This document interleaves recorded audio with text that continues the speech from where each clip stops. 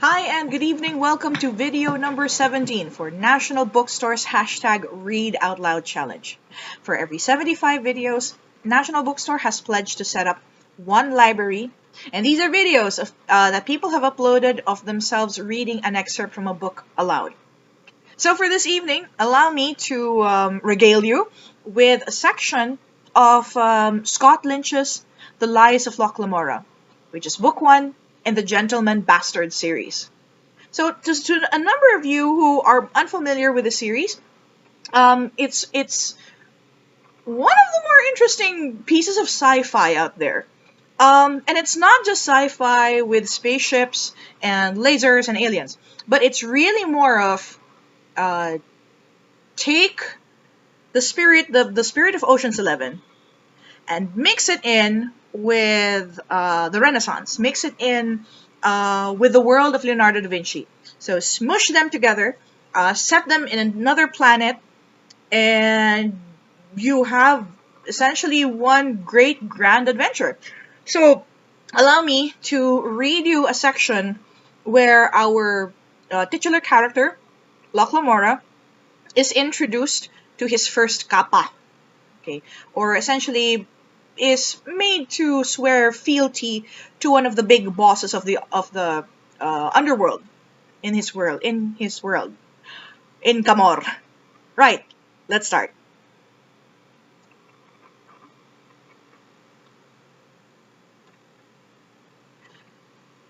The last mistake was a sort of monument to the failure of human artifice at critical moments.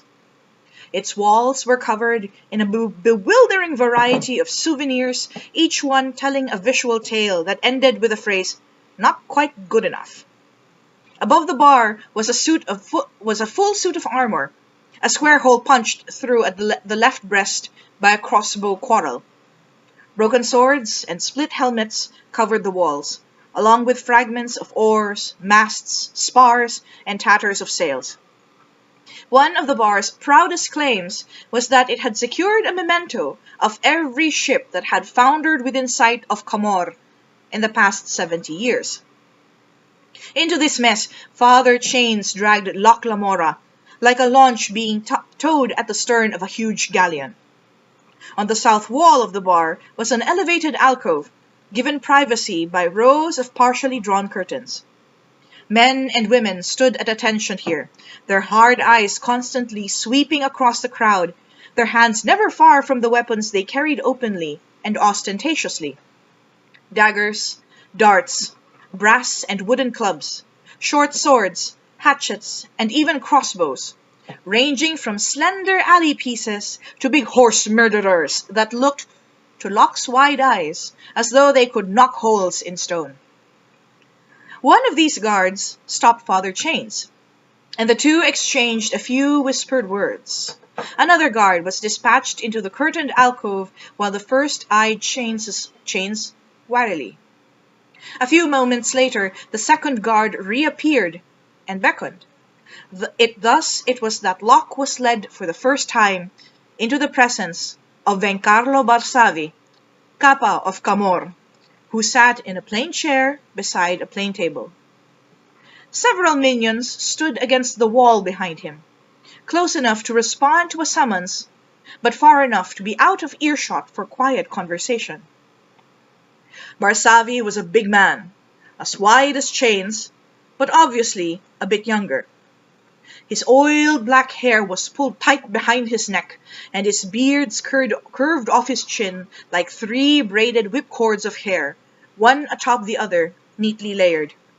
These beards flew about when Barsavi turned his round head, and they looked quite thick enough to sting if they struck bare skin. Barsavi was dressed in a coat, vest, breeches, and boots, of some odd dark leather that seemed unusually thick and stiff even to Locke's untrained eyes. After a moment, the boy realized it must be shark hide. The strangely uneven white buttons that dotted his vest and his cuffs and held his layered red silk cravats in place. They were human teeth. Sitting on Barsavi's lap, staring intently at Locke, was a girl about his own age, with short, tangled dark hair and a heart-shaped face. She, too, wore a curious outfit. Her dress was white embroidered silk, fit for any noble's daughter, while the little boots that dangled beneath her hem were black leather, shod with iron, bearing sharpened steel kicking spikes at the heels and toes. "So this is the boy," said Barsavi in a deep, slightly nasal voice with a pleasant hint of a Verari accent. "The industrious little boy who so confounded our dear thief-maker." "The very one, your honor, now happily confounding myself and my other wards." Chains reached behind himself and pushed Locke out from behind his legs. "May I present Locke Lamora, late of Shades Hill, now an initiate of Perelando?" "Or some god anyway, eh?" Barsavi chuckled and held out a small wooden box that had been resting on the table near his arm. "It's always nice to see you with your slight miraculously returns, Chains. Have a smoke. The Jeremite Blackroot, extra fine, just rolled this week." "I can't say no to that, then." Chains accepted a tightly rolled sheaf of tobacco in red paper, while the two men bent over a flickering taper to light up. Chains dropped his little bag of coins on the table at the same time. The girl seemed to come to some sort of decision about Locke. "He's a very ugly little boy, father. He looks like a skeleton." Kappa Barsavi coughed out his first few puffs of smoke, the corners of his mouth crinkling upward. "And you're a very inconsiderate little girl, my dear." The Kappa drew on his sheaf once more and exhaled a straight stream of translucent smoke. The stuff was pleasantly mellow and carried the slightest hint of burnt vanilla. "You must forgive my daughter Nazca. I am helpless to deny her indulgences, and she has acquired the manners of a pirate princess. Particularly now we are all afraid to come near her deadly new boots." "I am never unarmed," said the little girl, kicking up her heels a few times to emphasize the point. "And poor Locke is most certainly not ugly, my darling. What he bears is clearly the mark of Shades Hill. A month in chains escaping, and he'll be as round and fit as a catapult stone." The girl continued to stare down at him for a few seconds, then suddenly looked up at her father, absently toying with one of his braided beards while she did so. "Are you making him a pezon, father?" "Chains and I did have that in mind, sweetling, yes." Then I want another brandy while you're doing the ceremony." Kappa Barsavi's eyes narrowed. Seams deepened by habitual suspicion drew in around his flinty gray stare. "You've already had your two brandies for the night, darling. Your mother will murder me if I let you have another. Ask one of the men to get you a beer. But I prefer—" "What you prefer, little tyrant, has nothing to do with what I am telling you. For the rest of the night you can drink beer or air. The choice is entirely yours." "I'll have beer, then." Barsavi reached out to lift her down, but she hopped off his lap just ahead of his thick-fingered, heavily calloused hands. Her heels went clack, clack, clack, clack on the hardwood floor of the alcove as she ran to some minion to give her order. "And if just one more of my men gets kicked in the shin, darling, you're going to wear reed sandals for a month, I promise." Barsavi shouted after her, then took another drag of tobacco and turned back to Locke in chains. She's a keg of fire oil, that one. Last week she refused to sleep at all unless we let her keep a little garrote under her pillows. "Oh, just like Daddy's bodyguards," she said. "I don't think her brothers yet realize that the next Kappa Barsavi might wear summer dresses and bonnets." "I can see why you must have been amused by the thief-maker's stories about our boy here," Chains said, clasping both of Locke's shoulders as he spoke. Of course. I've become very hard to shock since my children grew above the tops of my knees. But you're not here to discuss them. You've brought me this little man here so he can take his first and last oath as a Pezon. A few years early, it seems. Come here, Locke. Kappa Barsavi reached out with his right hand and turned Locke's head slightly upward by the chin, staring down into Locke's eyes as he spoke. How old are you, Locke Lamora? 6? 7? Already responsible for a breach of the peace, a burnt-down tavern, and 6 or 7 deaths. The Kappa smirked. I have assassins 5 times your age who should be so bold. Has change told you the way it is with my city and my laws? Locke nodded. You know that once you take this oath, I can't go easy on you ever again. You've had your time to be reckless. If Chains needs to put you down, he will. If I tell him to put you down, he will. Again, Locke nodded. Nazca returned to her father's side, sipping from a tarred leather ale-jack. She stared at Locke over the rim of this drinking vessel, which she had to clutch in both hands. Kappa Barsavi snapped his fingers. One of the toadies in the background vanished through a curtain. Then I'm not going to bore you with any more threats, Locke. This night, you're a man. You will do a man's work and suffer a man's fate if you cross your brothers and sisters. You will be one of us, one of the right people. You'll receive the words and the signs. You'll use them discreetly. As Chains, your Garista is sworn to me, so you are sworn to me through him.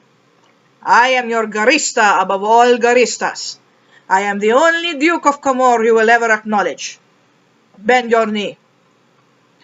Locke knelt before Barsavi. The Kappa held out his left hand, palm down. He wore an ornate ring of black pearl in a white iron setting. Nestled inside the pearl by some arcane process was a speck of red that had to be blood. Kiss the ring of the Kappa of Camor. Locke did so. The pearl was cool beneath his dry lips. Speak the name of the man to whom you have sworn your oath. Kappa Barsavi, Locke whispered. At that moment, the Kappa's underling returned to the alcove and handed his master a small crystal tumbler filled with dull brown liquid. Now, said Barsavi, as has every one of my Pezon, you will drink my toast. From one of the pockets of his waistcoat, the Kappa drew a shark's tooth, one slightly larger than the death mark Locke wore around his neck. Barsavi dropped the tooth into the tumbler and swirled it around a few times. He then handed the tumbler to Locke. It's dark sugar rum from the Sea of Brass. Drink the entire thing, including the tooth. But don't swallow the tooth, whatever you do. Keep it in your mouth. Draw it out after all the liquor is gone. And try not to cut yourself. Locke's nose smarted from the stinging aroma of hard liquor that wafted from the tumbler, and his stomach lurched, but he ground his jaws together and stared down at the slightly distorted shape of the tooth within the rum. Silently praying to his new benefactor to save him from embarrassment, he dashed the contents of the glass into his mouth, tooth and all. Swallowing was not as easy as he'd hoped. He held the tooth against the roof of his mouth with his tongue, gingerly, feeling its sharp points scrape against the back of his upper front teeth. The liquor burned. He began to swallow in small gulps that soon turned into wheezing coughs. After a few interminable seconds, he shuddered and sucked down the last of the rum, relieved that he had held the tooth carefully in place. It twisted in his mouth. Twisted, physically, as though wrenched by an unseen hand, and scored a burning slash across the inside of his left cheek. Locke cried out, coughed, spat up the tooth. It lay there in his open palm, flecked with spit and blood. Ha! Said Kappa Barsavi as he plucked the tooth up and slipped it back into his waistcoat, blood and all. So you see, you are bound by an oath of blood to my service. My tooth has tasted of your life, and your life is mine. So let us not be strangers, Locke Lamora. Let us be Kappa and Pezon, as the crooked warden intended. At a gesture from Barsavi, Locke stumbled to his feet, already inwardly cursing the now familiar sensation of liquor rapidly going to his head. His stomach was empty from the day's hangover. The room was already swaying a bit around him. When he set eyes on Nazca once again, he saw that she was smiling at him above her ale-jack, with the air of smarmy tolerance the older children in Shadeshill had once shown him and his compatriots in streets. Before he knew he was doing, Locke bent his knee to her as well. If you're the next Kappa Barsavi, he said rapidly, I should swear to serve you too. I do. Madam Nazca, I mean, Madam Barsavi. The girl took a step back. I already have servants, boy. I have assassins. My father has 100 gangs and 2,000 knives. Ha ha ha! Nazca Bellona Genave Angelisa de Barsavi, her father thundered. Now it seems you only grasp the value of strong men as servants.